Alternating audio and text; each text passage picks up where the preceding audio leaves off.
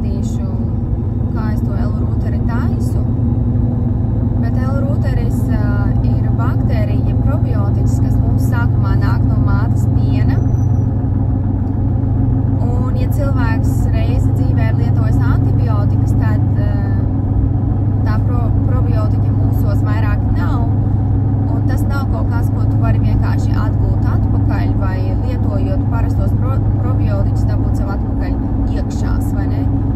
Un es domāju, Latvijā nacionālā līmenī ir svarīgi šo vielu lietot. Un, ja mēs lietojam vienkārši L-rūteri pilienus vai tabletes vai kapsulas, ar to nepietiek, jo tas sanāk daudz mazākās devās nekā tad, kad to pārliek jogurtā iekšā. Un par piena produktiem man arī ir jautājums, kāds ir proteīna profils, kāds ir olbaltumvielas profils Latvijas piena produktu piedāvājumā? Vai tas ir pārsvarā A1 vai A2 olbaltumvielas profils? Jo Amerikā, piemēram, viss pārsvarā ir A1, komercializētie piena produkti ir no A1 piena govīm, kas ir ģenētiski modificēts caur specifisku mutāciju, kas ir gaļas govs, lieluma govis, kas ražo pienu 10 kārt vairāk, kā teļam tas ir vajadzīgs, kas ir biznesam ļoti izdevīgi, bet tā kalcija molekula ir tik liela, ka cilvēks to nevar sagremot. Un šis ir galvenais iemesls laktozes netolerancēm un alerģijām pret piena produktiem un osteoporozei un dažādām problēmām, dažādām veselības problēmām piena produktu lietošanas rezultātā. Un galvenais, kas ir mums jāiemācās, ir tas, ka A2 piena produkti un ir nosaukti tie A2 produkti, it kā A2 būtu nācis pēc A1, vai ne? Bet nē, A2 ir oriģinālie piena produkti, ko cilvēki ēda kopš Jēzus laikiem un pirms tam. Tagad 16. septembrī nāk ārā Biblio grāmata, kas ir kristiešu ārstu uzrakstīta grāmata ar izvilkumu no Bībeles, kā cilvēkam ēst. Jo mums vajag atgriezties pie oriģināliem Dieva izlemtiem ēdieniem priekš mums cilvēkiem. Un es gaidu, kad es saņemšu to Biblio grāmatu. Raksti komentāros, ja tev interesē dzirdēt Biblio grāmatas izvilkumu vai ēdienu sarakstu, es gribu redzēt, kas tur uzrādīsies. Jo man ir sapratne, plus mīnus sapratne, bet tā pilnībā man zināšanas vēl par šo nav. Tāpēc es gaidu iemācīties Biblio grāmatas pielietojumu.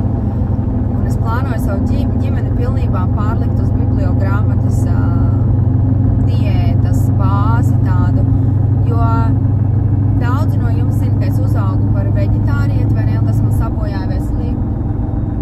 Un par veģetārieti, es uzaugu kā veģetārieti, un tad es pārgāju uz gaļēšanu, lai atkoptos, lai atvesaļot savu ķermeni pēc bērnu dzemdēšanas.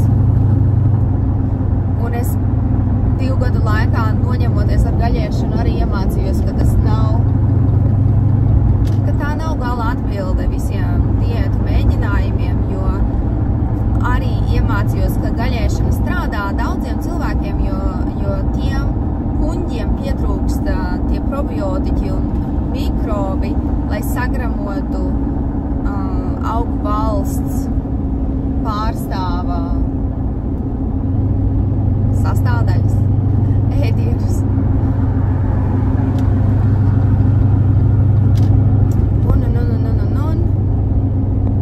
Čau, Kāri!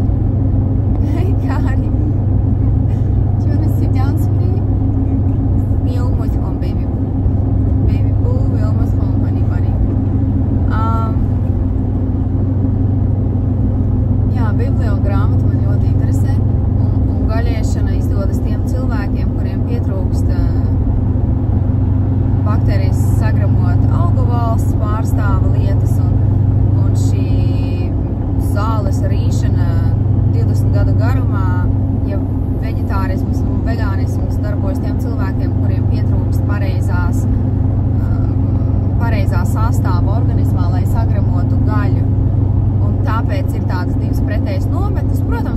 propaganda, cilvēku dzimšanas rādītāju samazināšanas propaganda un globālistu interesi samazināt cilvēku skaitu pasaulē, protams, tas arī ir septītās adventistu baznīcas plāns ir visus radīt par veģetāriešiem, un šī septītās dienas adventistu baznīcas vadītāja ir pasaulē visvairāk publicētā sieviete, jo viņa ir šīs ēdiena piramīdas, ļoti nepareizās ēdiena piramīdas, bet viņa ir šīs ēdiena piramīdas izveidotāja, un sieviete, uz kuru visur pasaulē cilvēki atsaucās gadiem ilgi, nezinot, kas ir šis cilvēks aiz šīs informācijas, nepareizās informācijas, jā? Un šis Kellogs bija samīlējies tajā sievietē, un viņš darīja visu, ko viņa teica, visu, ko viņa prasīja, tāpēc Kellogs izveidoja viltotu studiju, viltotu šito, ir dokumenti visam Amerikā pieejams, tika izveidoti meli, ka cilvēkiem ir jāēd auzu pārslas un kukurūzas pārslas, un tad Kellogs, tā studija sāka veidoties pirmkārt Amerikas psiho namos un cietumos. Viņi sāka barot auzu pārslas, ko Kellogs izveidoja, sāka barot šīs pārslas institūcijās ieliktajiem cilvēkiem, lai uzturētu viņus padevīgā stāvoklī ar zemu seksualitāti, lai viņi būtu padevīgi, mierīgi un miegaini. Okay? Tāda ir pirmsākuma šim ieteikumam ēst daudz šķiedravielas un ēst daudz olbaltumvielas. Okay? Tas viss ir meli.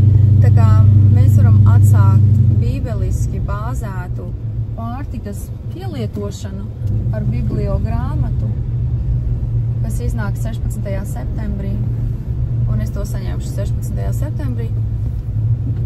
Un L-rūteri jogurtu ir vienkārši uztaisīt, un galvenais to ir veidot ar... Kur tu iesi? Es nezinu, kur tu iesi.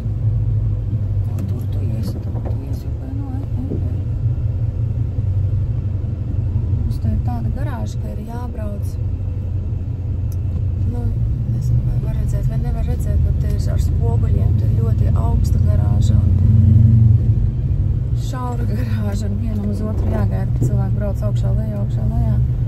Mums te jābrauc vienam otram tā gar degunu. L-rūteri jogurtiņš, un L-rūteri ir tā, ir pētījumos uzrādīts, ka iedodot L-rūteri vecai pelei, pele kļūst jauna. Tas ir tas jaunības avots, tas ir oksitocīna, es nezinu, kā latviski saka,